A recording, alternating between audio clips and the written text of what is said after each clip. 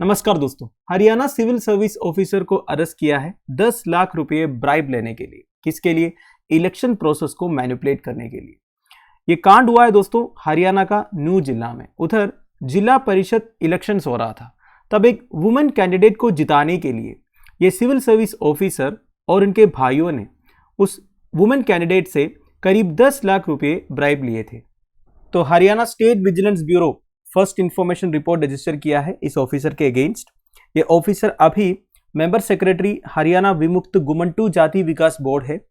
इनके साथ इनके अंकल और 2 भाइयों को भी अरेस्ट किया है in case of extortion, cheating and bribery.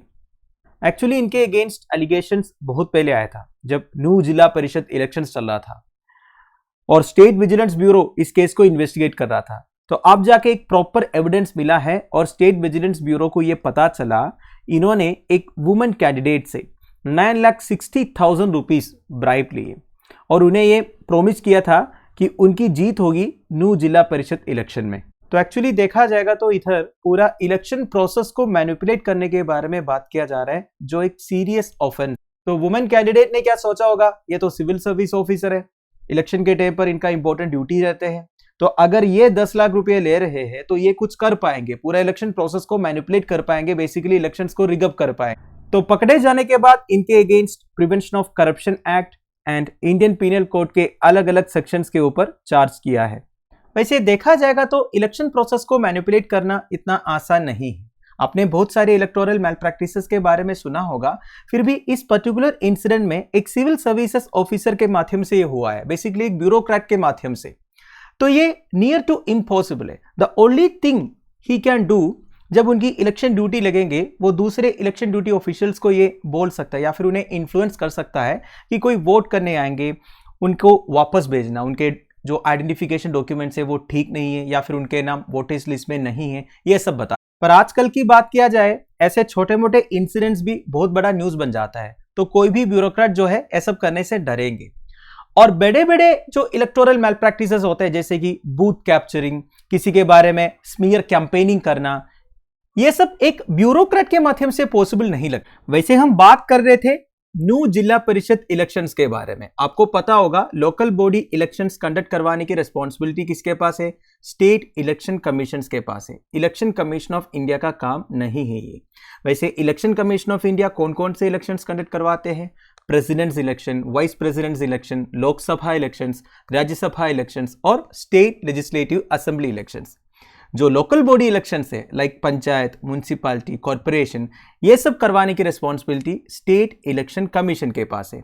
वैसे हर एक स्टेट में इलेक्शन कमीशन ऑफ इंडिया का एक ऑफिशियल अपॉइंट होता है जिन्हें चीफ इलेक्टोरल ऑफिसर बोलते हैं, ये भी आपको मालूम होना चाहिए।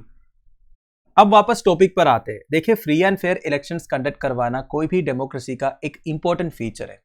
अगर free and fair elections conduct नहीं हो रहा है या फिर उधर मैनिपुलेशन ऑफ इलेक्शंस हो रहा है तो उधर डेमोक्रेसी बिल्कुल सस्टेन नहीं कर पाएंगे। तो अब हम कुछ ऐसे पॉइंट्स डिस्कस करेंगे जिससे इलेक्शंस डायरेक्टली और इनडायरेक्टली मैनिपुलेट होते हैं। Number 1, distorting informed decision making of voters. देखिए, unregulated populism that offers and distributes irrational freebies during election campaigns causes voters to be biased। देखिए, इधर फ्रीबीज के बारे में बात हो रही है। रिसेंटली हमारे देश में फ्रीबीज के बारे में काफी चर्चा हुई थी, इसके बारे में आपको मालूम है दोस्तों। देखिए, इलेक्शन कैंपेन्स के टाइम पर जो irrational freebies political parties offer करते हैं, जिसकी वजह से वोटर्स जो है बायस हो जाते हैं। तो आप बोल सकते हैं ये जो फ्रीबीज प्रोवाइड करना, वो भी इरैशनल फ्रीबीज प्रोवाइड करना, एक टाइप का इनडायरेक्ट मैनिपुलेशन ऑफ इलेक्शन है। अगला है लैक ऑफ इंडिपेंडेंट स्टाफ। देखिए, हमारे देश में मेजर इलेक्शंस कंडक्ट करवाने की रिस्पॉन्सिबिलिटी किसके पास है? इलेक्शन कमीशन ऑफ इंडिया के पास है। आपको ये बात पता होगा, इलेक्शन कमीशन ऑफ इंडिया के पास अपना कोई स्टाफ नहीं है। कोई भी इलेक्शंस अगर कंडक्ट करवाना है तो उन्हें सेंट्रल एंड स्टेट गवर्नमेंट से मांगना पड़ता है। वैसे जब इलेक्शंस डिक्लेयर होता है ना, majority of central and state government employees को इलेक्शन ड्यूटी असाइन करते हैं। अब इसमें प्रॉब्लम क्या है ना दोस्तों, जो एडमिनिस्ट्रेटिव स्टाफ है जिनका काम है ऑर्डिनरी एडमिनिस्ट्रेशन, उन्हें जब आप इलेक्टोरल एडमिनिस्ट्रेशन भी देते हो तो ये हमारा इलेक्टोरल प्रोसेस को less impartial and less efficient बना देते हैं।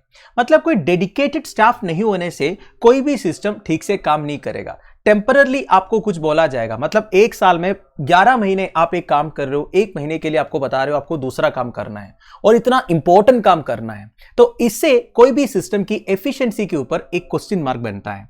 अगला है no statutory backing for enforcing model code of conduct, MCC. Model code of conduct के बारे में आपने सुना होगा, जब भी इलेक्शंस डिक्लेयर होते हैं, इलेक्शन कमीशन ऑफ इंडिया की तरफ से मॉडल कोड ऑफ कॉन्डक्ट जो है प्रोमिलगेट होता है, जो हर एक पॉलिटिकल पार्टी को, कैंडिडेट्स को फॉलो करना होता है, ठीक है। पर बात यह है ना दोस्तों, as far as enforcing model code of conduct and other election related decisions are concerned, there is no clarity regarding the powers of Election Commission of India to enforce them on ground। अब देखिए, कोई भी model code आप प्रोमulgate करते हो, आपको यह भी इंश्योर करना पड़ेगा ना वो प्रॉपर तरीके से इंप्लीमेंट हो रहा है। अगर कोई रूल्स को वायलेट कर रहा है, उनके अगेंस्ट एक्शन लेने का पावर भी आपके पास होना चाहिए।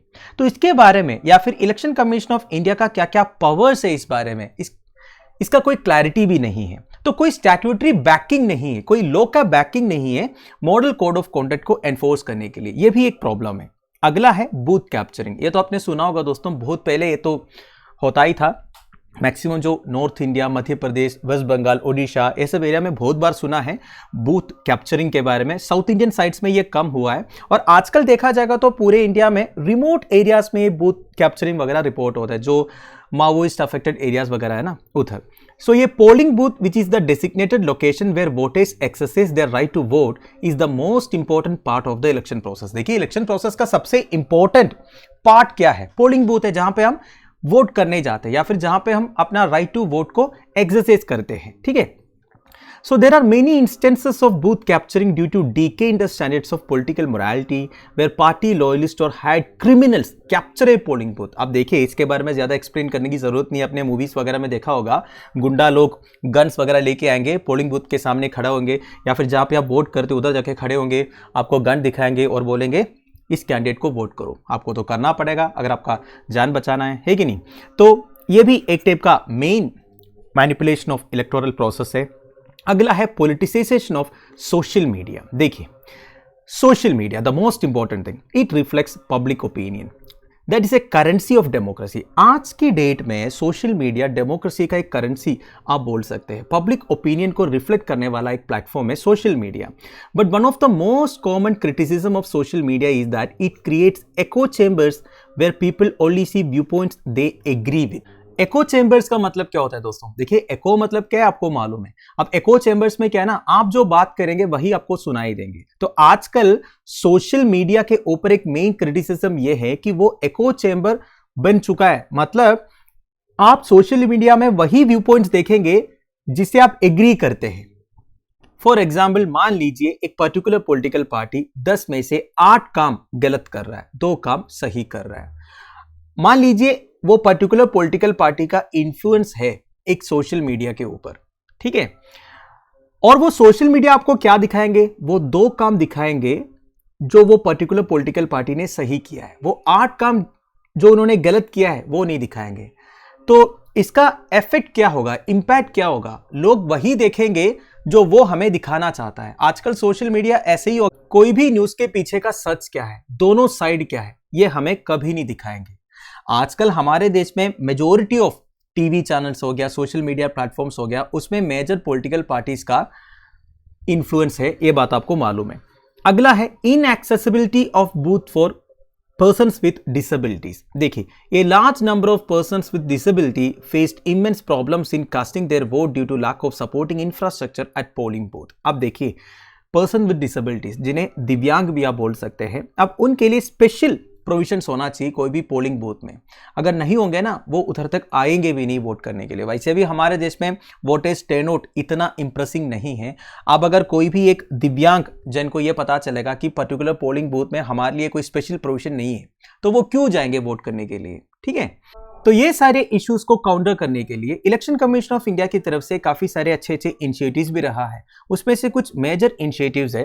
One is systematic voters education and electoral participation. देखिए, इसके through election commission of India सारे वोटर्स को एजुकेट करते हैं। इलेक्टोरल पार्टिसिपेशन किस तरह इंक्रीज करना है इसके बारे में अवेयरनेस फैलाते हैं। फिर देखिए, मॉडल पोलिंग स्टेशन, मतलब एक प्रॉपर पोलिंग स्टेशन कैसा होना चाहिए, उधर कौन कौन से रूल्स को फॉलो करना चाहिए, किस तरह के प्रोविजंस होना चाहिए सारे लोगों के लिए, ये सब दिखाने के लिए model polling station election commission of India ने सेटअप किया है। फिर देखिए अलग अलग कमिटीज इन्होंने सेटअप किया है for accessible election at national and state level. Electors verification programme चलाया था। फिर एक सी विजिल ऐप भी लॉन्च किया था दोस्तों to report the violations of model code of conduct. देखिए अगर कोई भी पॉलिटिकल पार्टी या candidate model code of conduct को वायलेट कर रहा है तो इसके बारे में कोई भी रिपोर्ट कर सकते हैं। इसके लिए एक एप्लीकेशन है सी विजिल ऐप, ध्यान दीजिएगा आपसे एग्जामिनेशन में पूछ सकते हैं। अगला है voter helpline application to ease the registration process. देखिए 18 साल कंप्लीट हुआ इसका मतलब ये नहीं कि आप इलेक्शंस में वोट कर पाओगे, आपको सबसे पहले वोटर्स लिस्ट में आपका नाम इंक्लूड करना पड़ेगा, है कि नहीं। तो वो थोड़ा सा लंबा प्रोसीजर है। तो आपको अगर कोई डाउट है रजिस्ट्रेशन प्रोसेस के बारे में तो आप एक हेल्पलाइन नंबर पे फोन कर सकते हो। इसके लिए एक एप्लीकेशन भी है, वो है वोटर हेल्पलाइन ऐप। फिर देखिए दिव्यांग सारथी एंड दिव्यांग डोली, ये सब प्रोविजन से बेसिकली पर्सन्स विद डिसेबिलिटीज के। तो दोस्तों दैट्स इट। देखिए हमारे देश में करप्शन का लेवल इतना बढ़ गया है कि इलेक्शन प्रोसेस को भी मैनिपुलेट करने के लिए आजकल ब्राइब ले रहा है। ये पहली बार सुन रहा है कि एक वुमेन कैंडिडेट अपने आप को जिताने के लिए एक ब्यूरोक्रेट को 10 लाख रुपए ब्राइब दे रही है। सोचने वाली बात यह है दोस्तों, अगर एक वुमेन कैंडिडेट एक ब्यूरोक्रेट को, दैट इज एक सिविल सर्विस ऑफिसर को इस तरह ब्राइब दिया है, इसका मतलब यह है इससे पहले भी इस तरह के इंस्टेंसेस हुए होंगे और कैंडिडेट्स जीते भी होंगे। तो किस तरह के मैनिपुलेशन के लिए कोशिश हो रहा था इसके बारे में state election commission and election commission of India को इधर इन्वेस्टिगेशन कंडक्ट करवाना चाहिए। इस बारे में आपका क्या ओपिनियन है आप मुझे प्लीज कमेंट बॉक्स में बता दीजिएगा। Thank you for watching, bye bye, have